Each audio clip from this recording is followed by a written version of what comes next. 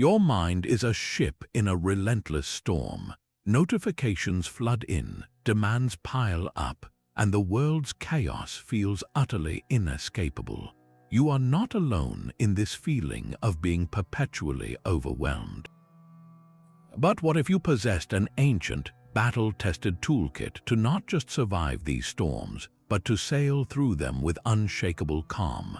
This is the promise of Stoicism, far from a dusty academic philosophy. It is a practical discipline for building mental resilience. By the end of this exploration, you will have a clear set of exercises to construct an inner fortress, granting you true autonomy over your emotional world. How would your life change if your sense of peace was no longer at the mercy of external events? The entire philosophy of Stoic freedom rests upon a single, razor-sharp distinction.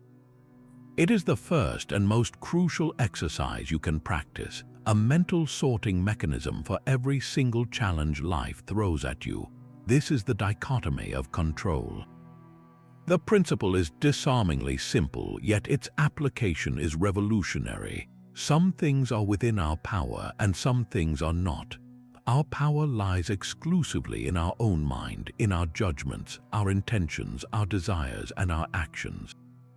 Everything else, every single external event, from the weather to another person's opinion, from a traffic jam to the outcome of a project, falls outside that circle of command.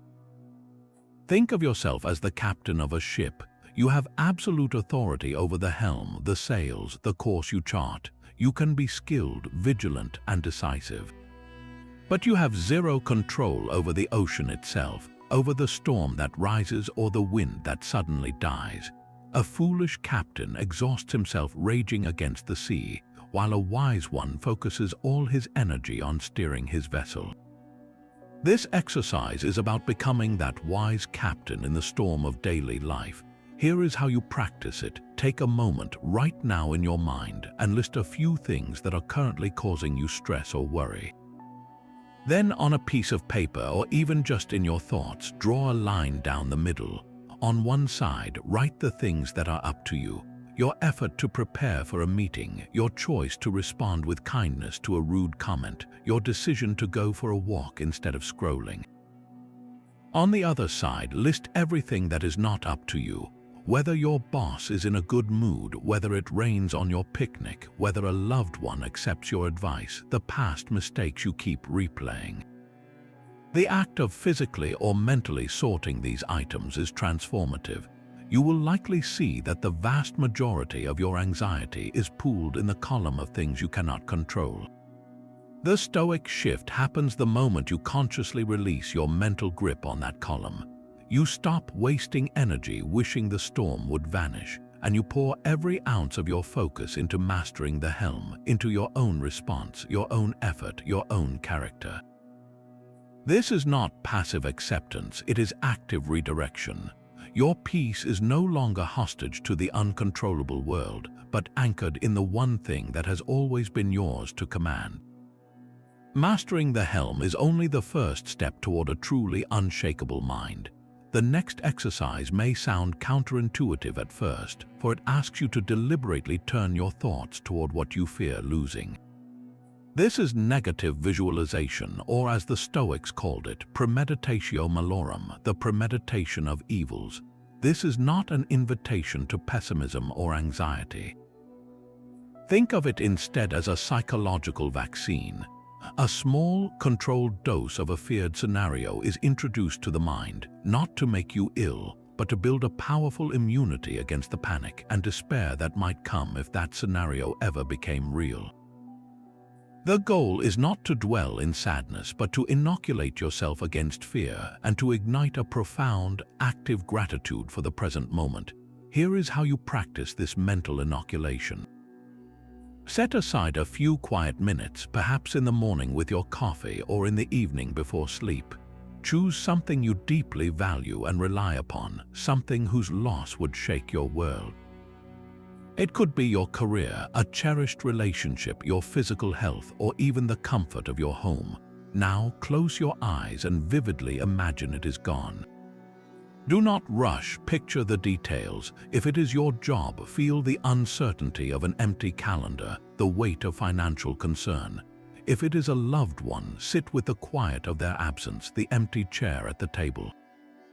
Allow yourself to feel the temporary sting of that loss, not as a distant idea, but as a lived experience in your mind. Sit with that feeling for a moment, acknowledging its reality. Then perform the crucial second step. Open your eyes, return to the present, look around. Your job is still there, your loved one is safe, your health holds. The relief that floods in is not just relief, it is a transformative clarity. The ordinary background of your life is suddenly illuminated, precious and vivid. That cup of coffee tastes richer, the sound of a familiar voice feels like a gift.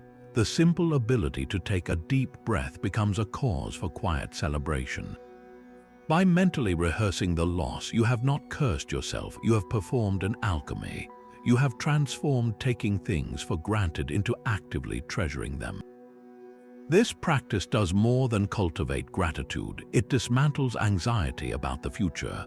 When you have already faced a fear in the safe theater of your mind, its power to shock you in reality diminishes.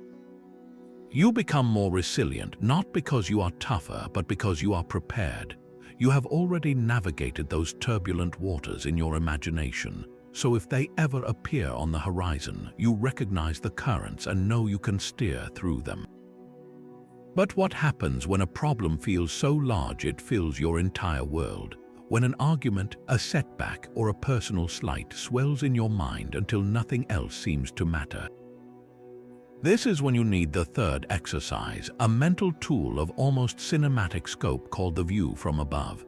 It is a deliberate shift in perspective, a way to pull the camera back from the tight close-up of your worry until you see its true place in the grand scheme of things. The practice begins in the very room where you sit. Close your eyes and imagine your consciousness gently lifting out of your body. See yourself from above as if you are floating near the ceiling. Notice the familiar details of the space from this new angle. Now let that viewpoint rise higher. Picture the roof of your building dissolving away as you ascend into the sky. See your neighborhood become a patchwork of streets and rooftops, then your entire city shrinking to a grid of light and shadow nestled into the landscape. Keep going. The curve of the planet comes into view, a majestic blue marble spinning in the profound silence of space. Finally, let your mind expand to see your life not as the center of the universe, but as a single, fleeting point in the vast flow of cosmic time.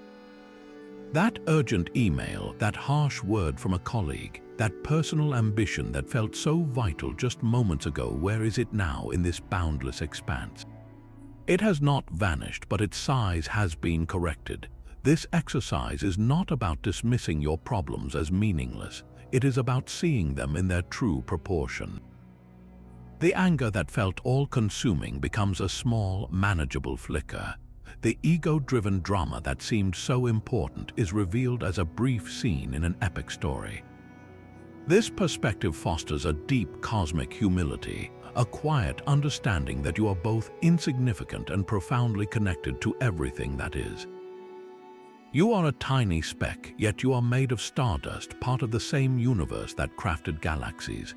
Use this view during moments of heated emotion or spiraling anxiety. When you feel your chest tighten with self-importance or injustice, take a mental step back and ascend.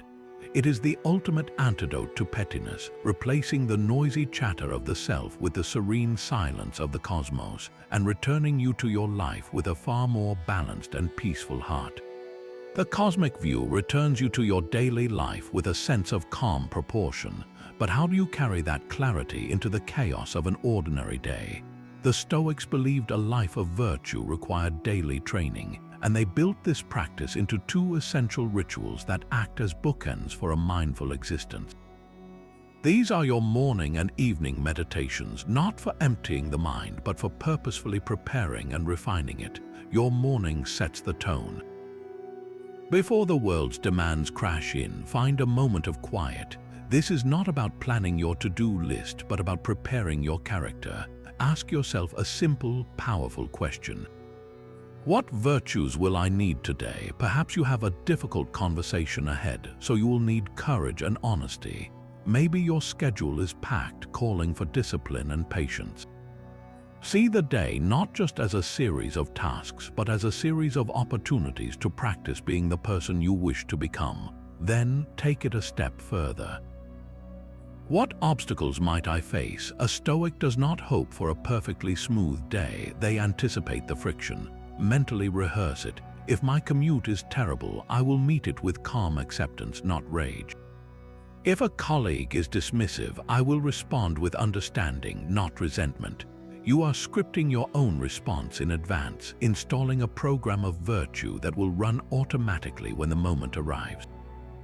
You can do this entirely in your mind or write a sentence or two in a journal.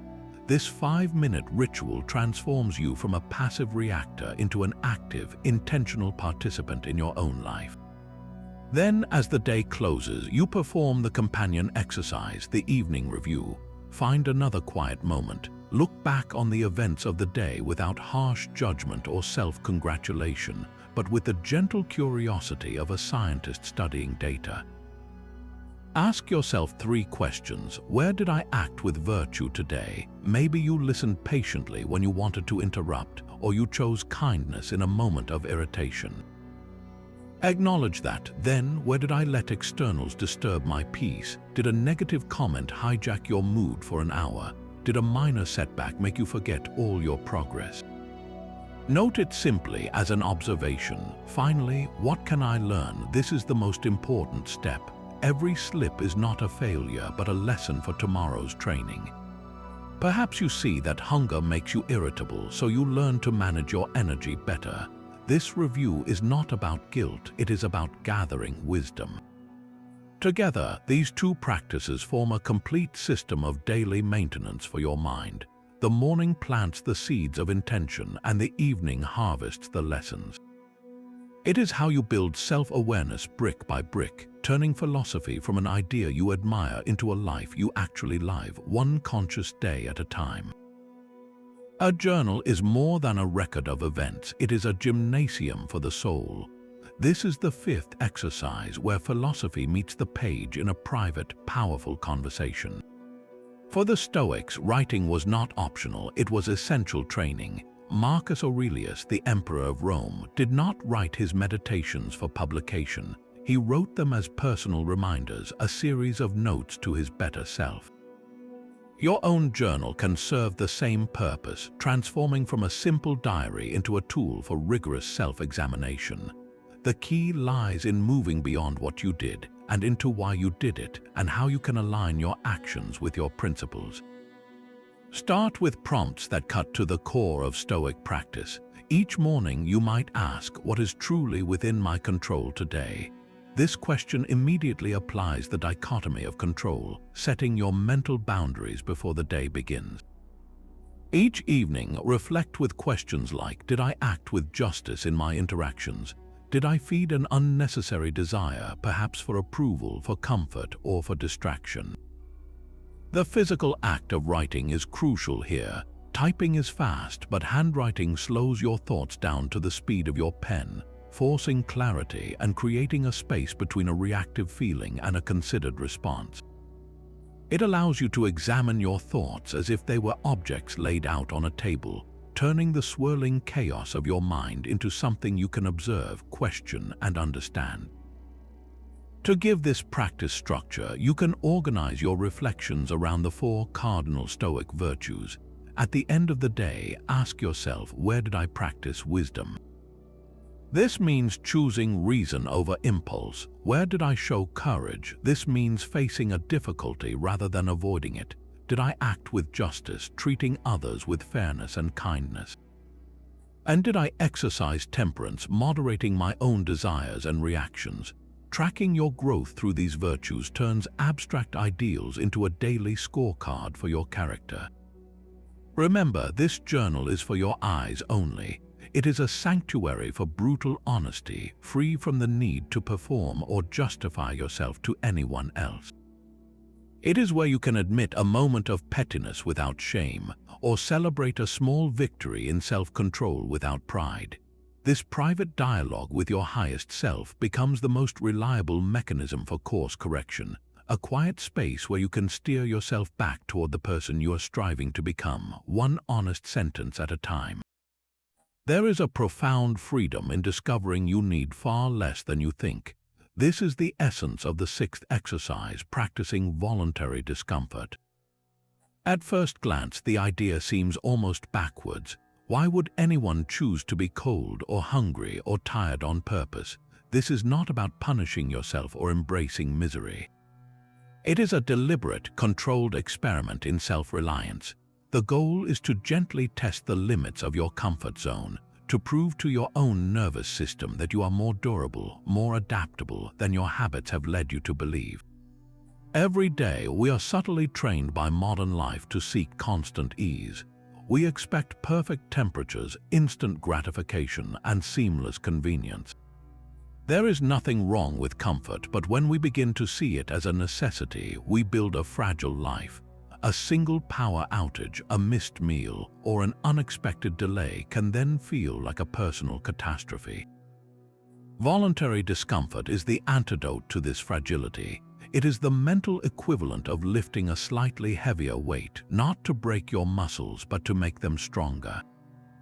So how do you begin? Start small and entirely safe.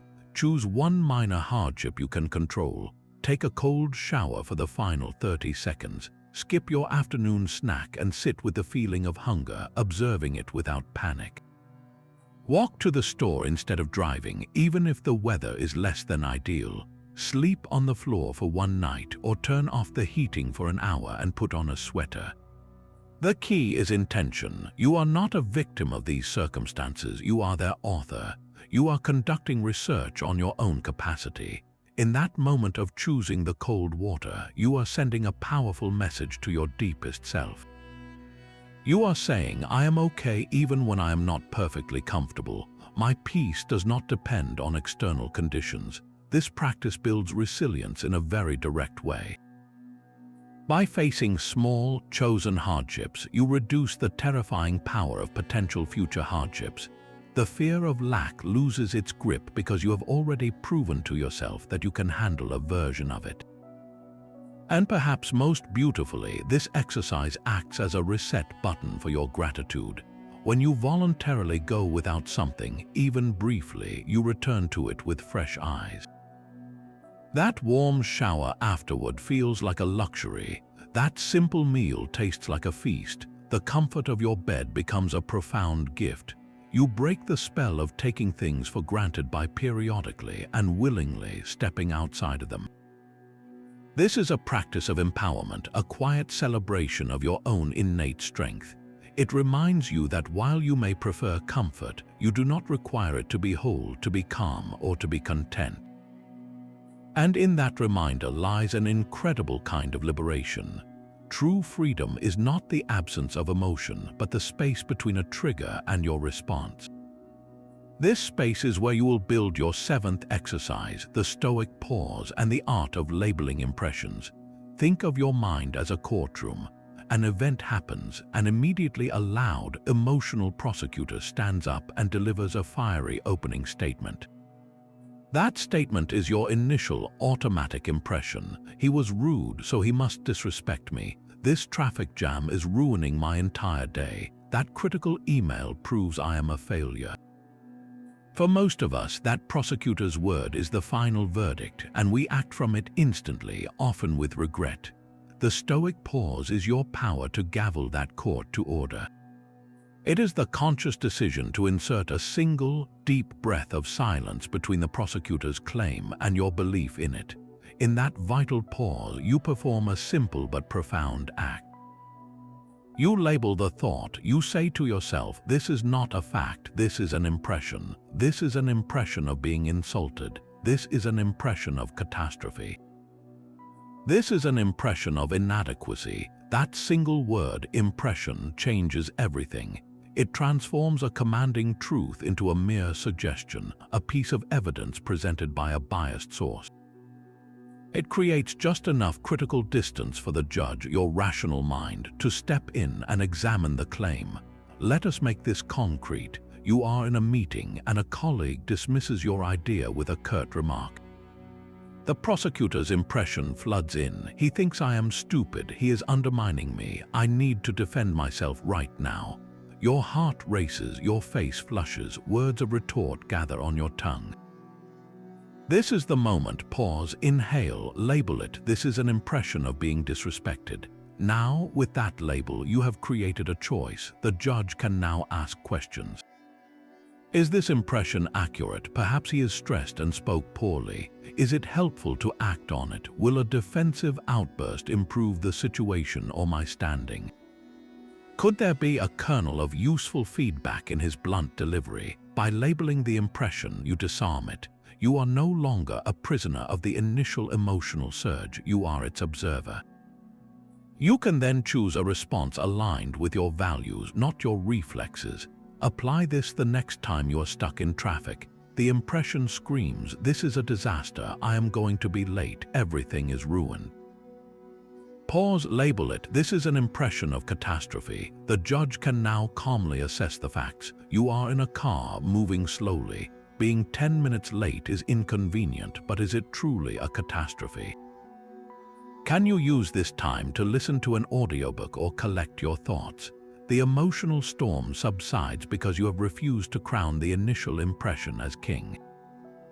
This exercise turns everyday irritations and hurts into opportunities for practice.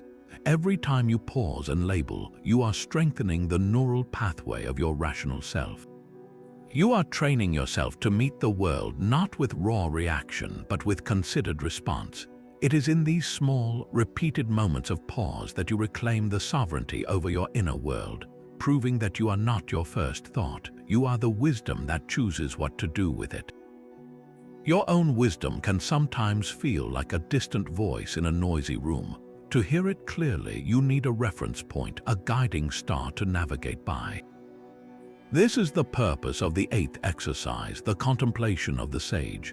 The idea is not to worship some perfect, unattainable being, but to create a practical mental tool for accessing your own best self. The sage is simply your personal model of wisdom and composure.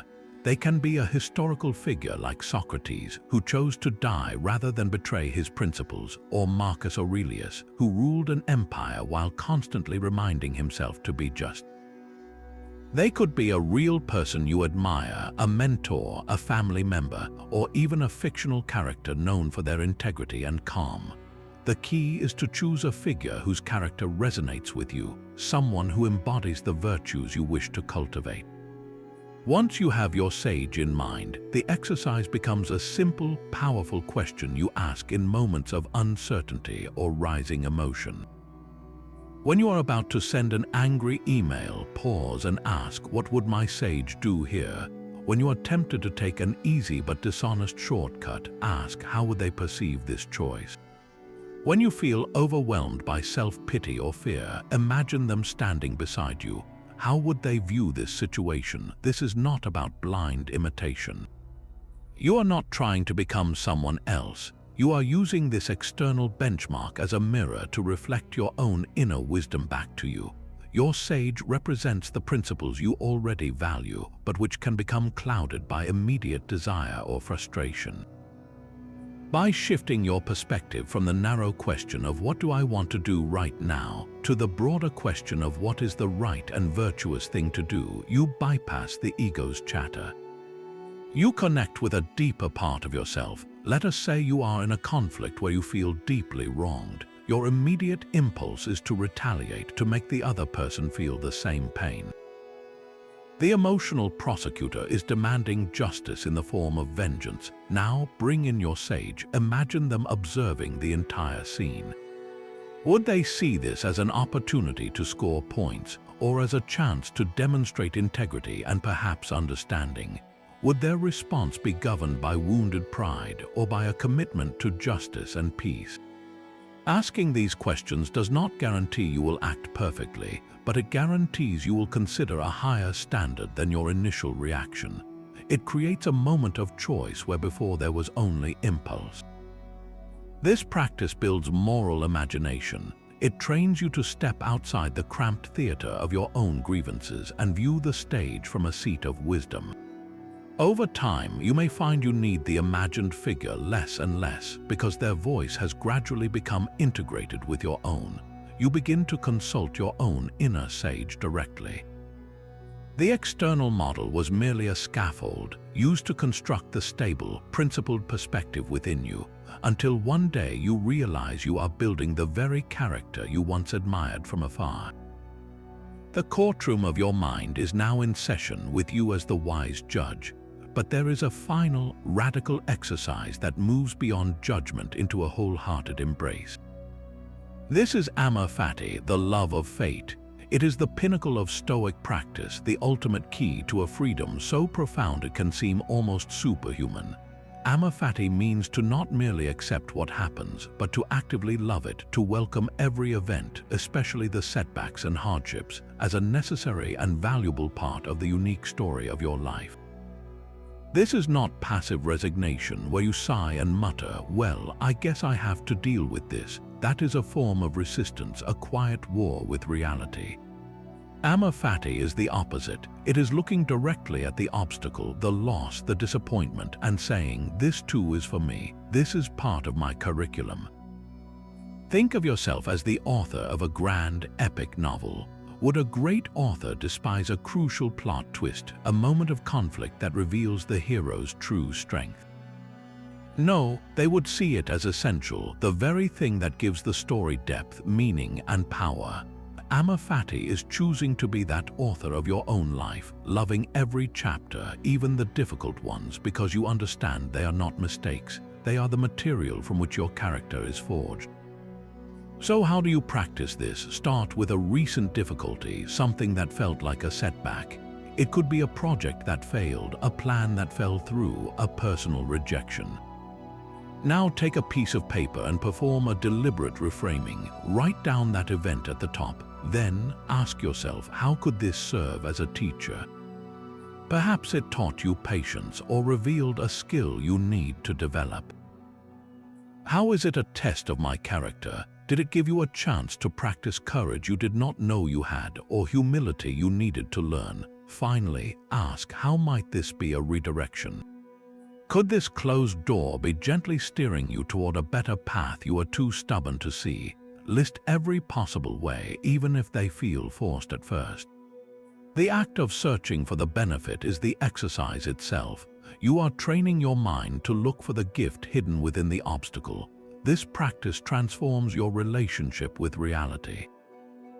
A traffic jam is no longer a thief of your time, but an unexpected space for reflection. A critical comment is not an attack, but a mirror showing you where you might grow. A loss is not a void, but a clearing that makes room for something new. When you begin to meet life with this attitude of amor fati, you stop wasting energy fighting what is. Instead, you channel all that energy into growth. The obstacle becomes the fuel. This is what creates an unshakable, cheerful resilience. It is the difference between a tree that barely withstands a storm and one that uses the same wind to strengthen its roots and spread its seeds. You are not just enduring your fate, you are falling in love with it because it is yours, and within it lies every opportunity you will ever have to become who you are meant to be. These 9 exercises form a complete training regimen for your mind, a daily practice in the art of living with freedom. From the foundational sorting of the dichotomy of control to the ultimate embrace of amor fati, each tool builds upon the last, forging a resilience that is both practical and profound.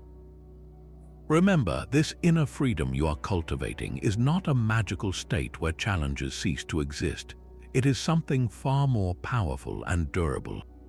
It is the trained ability to meet any event, any storm, any setback, not with panic or despair, but with virtue, clarity, and a steady heart. The goal is not to become an emotionless statue, but to become the calm, capable captain of your own ship, no matter how rough the seas. This journey begins with a single, manageable step.